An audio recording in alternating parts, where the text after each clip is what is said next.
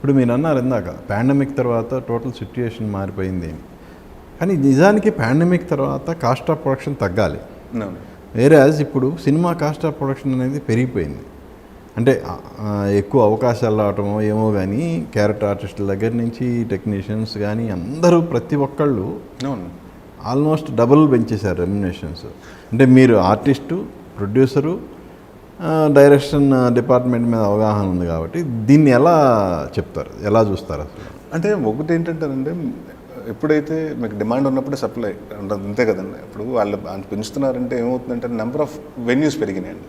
ఇదివరకు తెలుగు ఆర్టిస్ట్ ఉంటే తెలుగు సినిమాలో చేసేవాడు, ఇప్పుడు తమిళ సినిమాలో చేస్తున్నాడు, కన్నడ సినిమాలో చేస్తున్నాడు, మలయాళ సినిమాలో చేస్తున్నాడు. అదొకటండి. రెండవది ఏంటంటే మనకి ఓటీటీస్.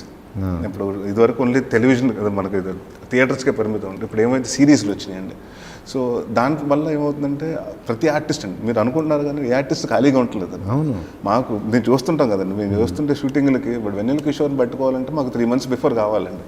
అంటే అతనిది అంటే వన్ డే కూడా ఏదన్నా ఎవరిదైనా క్యాన్సిల్ అయితే ఇమీడియట్గా 10 మంది ఉన్నారండి తీసుకుంటాం. So that is the thing అండి. అంటే ఎందుకంటే ఎవ్రీ వన్ స్టార్టెడ్ వర్క్ ఇదివరకు ఓన్లీ సినిమాలోనే ఉండేదండి. ఇప్పుడు అలా కాకుండా they started in to OTT and everything. దాంట్లో కూడా ఉన్న వాళ్ళకేనండి, ఇక్కడ ప్రతి ఒక్కరికి డిమాండ్లో ఉన్న వాళ్ళకి డబ్బులు ఇస్తారు కానండి, లేని వాళ్ళకి ఎవరు కదండి.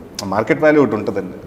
దాంతో అది అబ్నార్మల్గా పెరిగింది అనేది ప్రొడ్యూసర్స్ ఆరోపణ. అది అందుకు డెఫినెట్గా అండి, ఎందుకంటే ఖర్చు పెరిగిందండి. ఎందుకంటే ఎప్పుడైతే మనకి గ్రీన్ స్క్రీన్స్ వచ్చినాయో, గ్రీన్ మ్యాట్ వచ్చిందో అక్కడి నుంచి మారుతాయండి. లైవ్ లొకేషన్ చేసినప్పుడు గ్రీన్ మ్యాట్కి చాలా కాస్ట్ డిఫరెన్స్ ఉంటుందండి.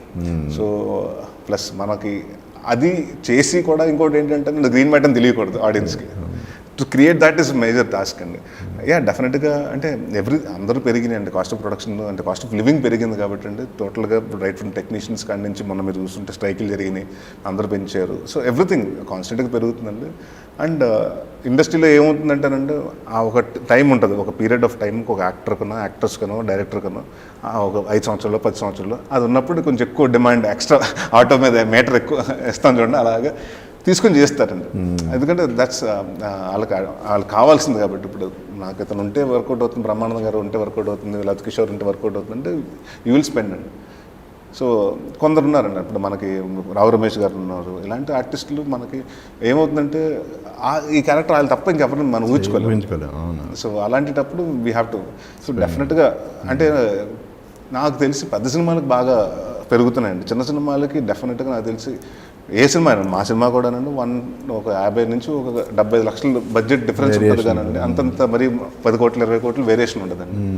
సో ఐ థింక్ ఎందుకంటే ఒకప్పుడు ఒక సినిమా తీయాలంటే సార్, పెద్ద సినిమా ఎస్పెషల్లీ మీ మహర్షి చేస్తున్నప్పుడు చెప్తున్నాను, 400 మంది, ఒక 40 మంది 50 మంది బౌన్సర్స్. ఎందుకంటే కాన్స్టెంట్గా లీక్లు అవ్వకూడదు. సెట్ల నుంచి లీక్ అయిపోతున్నాయి కదా, హీరో లుక్లు లీక్ అయిపోతున్నాయి, హీరోయిన్ లుక్లు లీక్ అయిపోతున్నాయి, గెటప్లు ఏంటో తెలిసిపోతున్నాయి, సెటప్ ఏంటో తెలిసిపోతున్నాయి. సో దాన్ని మానిటర్ చేయడానికి అంటే 40 కళ్ళు అయితే చూస్తూ ఉంటాయండి, ఎవరెవరు ఫోన్లు తీస్తున్నారు, ఎవరు ఫోన్లు పట్టుకుంటున్నారు.